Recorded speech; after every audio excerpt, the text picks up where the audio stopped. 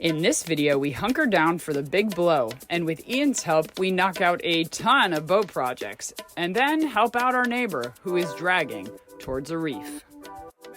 Guys, thanks for watching. Hit that subscribe button, hit the like button, because I like it. Stay tuned for more useless, worthless information. Thank you so much. Rain is definitely coming. Woo! Everything's gonna get a nice, good wash. Man, it is windy. And this is the reason why we are here, to get protection from this huge northwest wind. And so far, we have had up to 40 knots of wind in a gust, but it hasn't been that bad overall in terms of just kind of the consistent wind, but it is very wet. We took everything off the line because some of it was flying into the water. Ian went for a swim this morning to try and recover his favorite shorts and shirt. We are sitting tight today. I think it's going to probably be a day where we get to work on boat things, boat work, just what you love. That's right. Well, I can't clean the engine. Maybe I can get down there. We're getting a little break in the storm here. Look, checking out the Eagle Ray. I think he was chomping on something. Oh, look at my baby doing the work, the scrubbing work. You go, boy. Uh-oh, don't break anything, especially not you.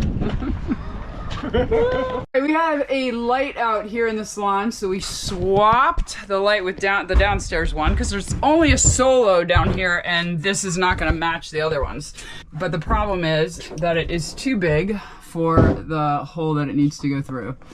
So we've got to, we think, just Dremel out some of the space, and we've got Master Ian here to help with that process while Brown scrubs the boat. So let's do it. Can't really cut in a circle. So all right, so the plan is sanding it? Yep, I think so. All right. And it's pretty light material anyway, so it's going to be messy and dusty, but...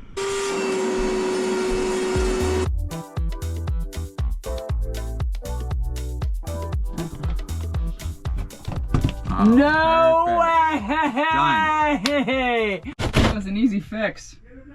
Yeah.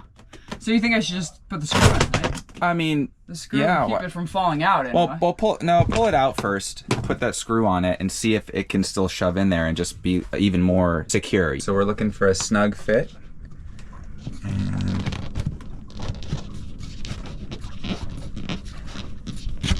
no, I'm not sure. No? Oh, there it is. This was the best fix ever. Alright, let's see if it works. Ready? Oh, baby!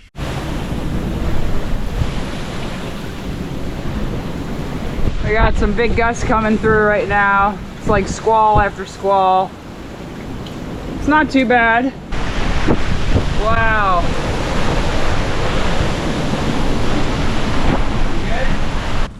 What we got going on?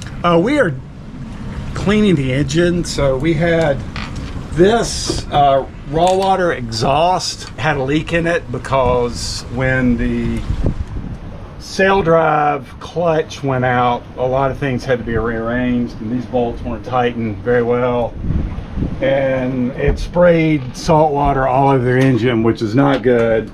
And so what we're doing now, and this is something that you should really do probably on a yearly basis, is use degreaser. It's a 1 to 10 dilution in a spray bottle, and then use it in conjunction with a clean paintbrush. And what you do is you're able to control where the water goes, so you don't put it like on an alternator or in the flywheel, where if you just dumped a bucket of water on here, that's what would end up happening. And then I'll come in with just a water spray and then do just a light spray in conjunction with this, get the rest off, get the degreaser off. All the salt's going to be off. The degreaser grease on your engine makes it run hotter. You don't want the corrosion because of the salt. The third thing we'll do is put a real light coat of anti-corrosive. I use Corrosion X just to film this whole thing to keep it for another year so we don't have any rust. This is exhilarating. It's exhilarating till it doesn't work. You know. It's the moment of truth. Let's put it this way though. Like if it doesn't work, or if it works now, it's still probably at some point not All going right, to work. the spring works. That's good. That's really good.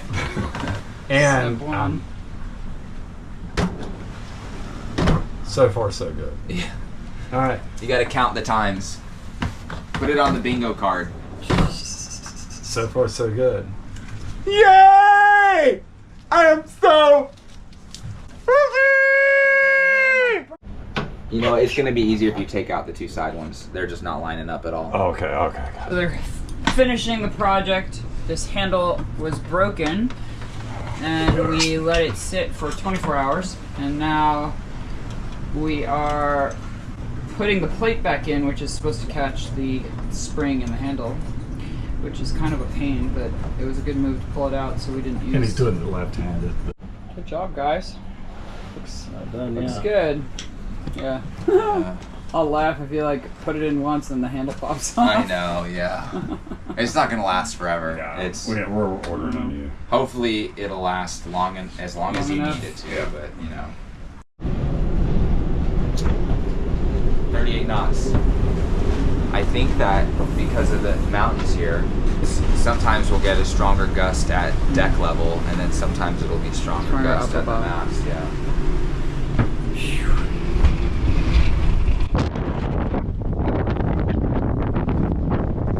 So our neighbor has been working with his anchor for a while.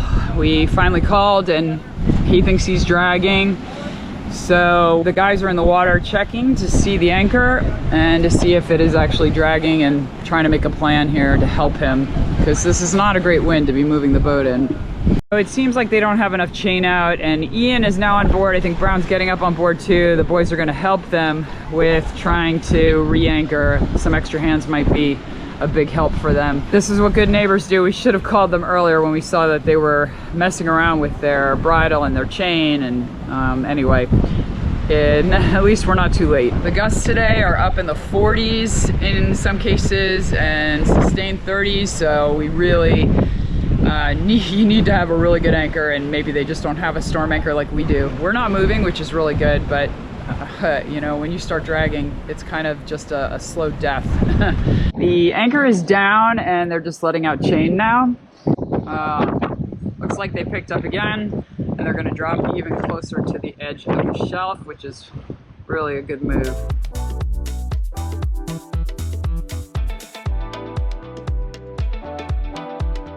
These are like 40 knot gusts. This is crazy. Oh man, drop it, drop it, drop it, drop it.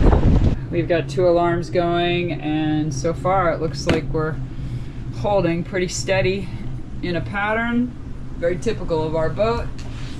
And oh man, they're going out again, poor things. So they've just gone out to make a second lap. I'm not really sure what's going on. Maybe the windlass isn't working. Oh man, I feel so sorry for this couple. Oh, they must feel like this is never gonna end, but I'm glad they've got Ian and Brown on board. Whew, rough one. Getting ready for attempt number 4. Good job, boys. Oh no, not again. I'm dying to know what is wrong. I have no idea what's going on. Aborted again. Oh, yay. Looks really good. And the boys are in the back. Holy cow. Whoa, where's Brown? I think he's checking the anchor. You guys! That was fun. I said you were joyriding around the... I told him, I was like, we might as well go sailing, you know, wait for this wind to stop. So what happened? So, he, you know, maybe had just enough scope, but probably a little on the short side. But because the Katana sails on anchor a bit, and how shallow he was, and so how short his chain really was, even though maybe his scope was correct, what was happening was he kept turning his anchor, and essentially it was just walking back in the sand because it was just shifting sand around. So if you looked at his drag mark, it wasn't just like he was just dragging back. It was like it was kind of resetting. Every time it resets, it scoots back 2 feet. So he's just slowly stepping back. He was actually asking for an extra anchor. I was like, whoa, you know, keep it simple. Let's pick up your anchor, just motor forward, drop it again. And when we went to go do that, timing was just gust after gust after gust. Those were strong gusts that hit us. When we went to take the bridle off, the Dyneema lashing that they did to secure the bridle to the chain was just totally locked into that chain. Like, we could not undo the knot that they had done. So we had to get some knives. The knives were failing. The first knife broke. The second knife is just like a steak knife, you know. Cutting Dyneema. Finally got it cut off. It's really hard to keep a boat straight in the wind with 30 knots when you're picking up anchor, but maybe even more so a 50-foot Katana that is super light and doesn't have the dagger boards down. So, yeah, and he's got windage up front too, you know, it's a big bow. So his anchor is the same size as our anchor, and that's a 50-foot. Yeah. I mean, Katanas may be light, but that boat's a lot still. But it's a mantis? It's a rock now. Oh, it's a rock. But he had... But it was rock. He had almost half the amount of chain out that we Whoa. had. Like, not half, but... No, it wasn't a lot. But it wasn't as much as I guess he didn't know about the storm, or just... Nah. By the 2 trips around the bay, like, you kept coming in, I'm like, they're gonna drop. No, they're not. So the first time, you know, like trying to really choose your spot. Yeah. He was, where he was starting to slow down and ready to drop, way too close to blown away. A little bit starboard forward. And then he overshot starboard forward because you know, he wasn't lining up perfectly into the wind. Yep. And then whenever a gust would come, it would, you know, it moves the boat laterally quite a bit. Right. So by the time we thought we were going to be ready again, he overshot. You know, it was first an undershot, then an overshot. So it was like, hey, take another lap. Like, we're not going to try to drop this and have to redo it. Like in this case, we did want to do it right the first time, but not rush it right the first time. We did a loop. Talked about what we were going to do, got a better bridle attachment. We came back, and then right when we were lining up again, I think there was like ridiculous gusts coming. Again, yes. So we're just like, go send it around. You know, they're almost enough to blow you off the boat. Yeah, they're like this. Yeah, and if you can choose a time to anchor, it's, you know, when it's a little bit lighter of a gust. So that's why we just kept looping. It was just like, wait again, just wait. It's now down at the base of the slope, tons of chain out.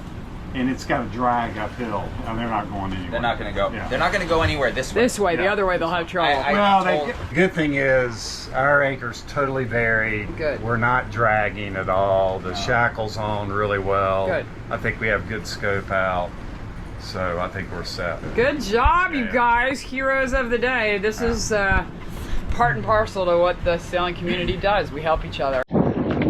Day 2 of the storm, and we are definitely much calmer than yesterday.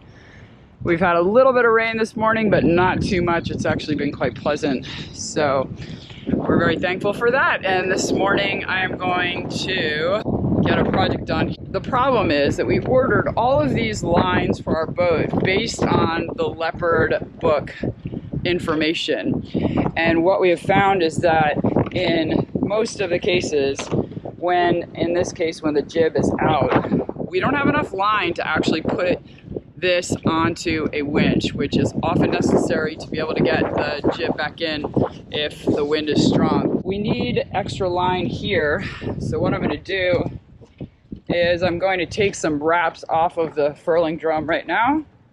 We've got some extra here, and I can take, 4 or 5 wraps off of here, and then that will give us extra space at the other end when the jib is unfurled.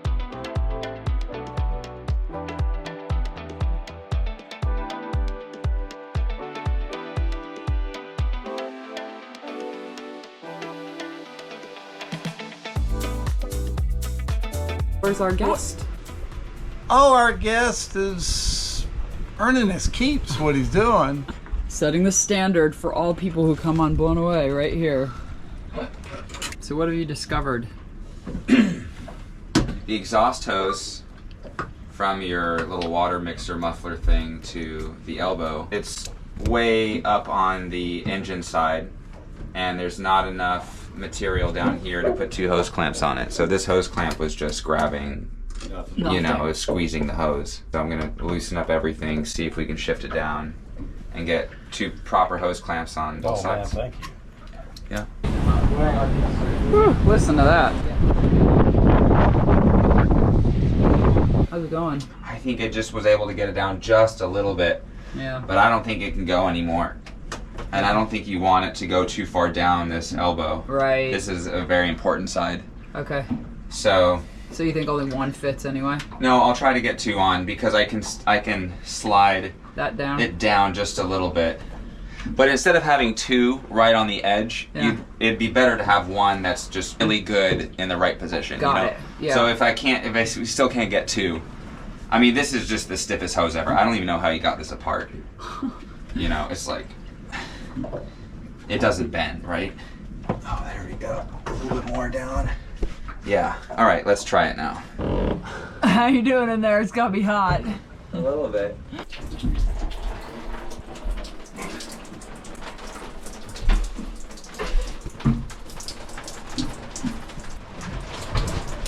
It's like my very own grotto.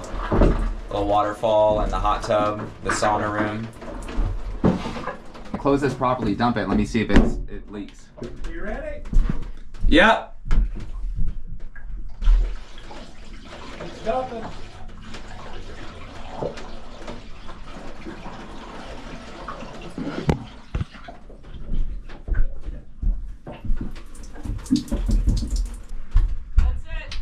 All right. Both those were latched, right? Yeah. There's Something with that. some leak in here. Maybe, I wonder if those hinges can be Tightened? tightened to bring it down further.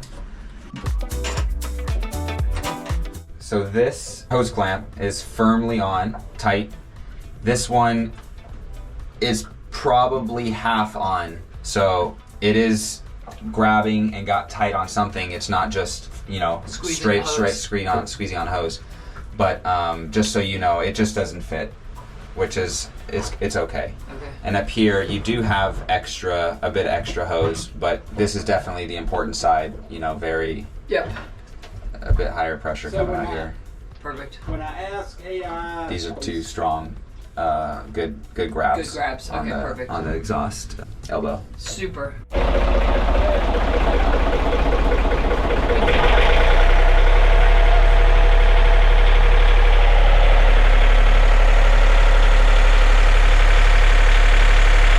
Boys are off again to help the catamaran in front of us. He's dragging again.